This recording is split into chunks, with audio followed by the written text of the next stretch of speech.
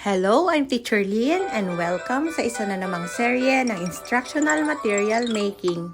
For today's video ay samahan niyo akong gumawa ng isang instructional material na gagamitin sa pagtuturo ng upper and lower case letters. Ganyan lamang po ang gagawin ng mga bata, iikutin lang nila yung mga bilog para magtapat yung upper and lower case letter. Kaya naman, halina at gawin na natin ang ating instructional material. Pagkatapos mai-layout at print, ay i-assemble na natin ang ating mga IMs. Ang gagawin lang po natin ay i-assemble natin sa board na para tayong gumagawa ng isang tarpapel. Pagkatapos ay gugupitin natin ang excess part ng ating board. Ang susunod naman ay ang ating marker. So, nilaminate ko ang ating marker. Pagkatapos ay ginugupit ko ang excess part ng laminating film.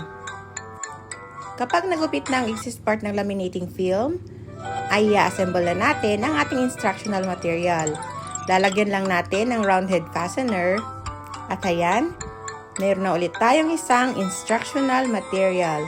Thank you so much!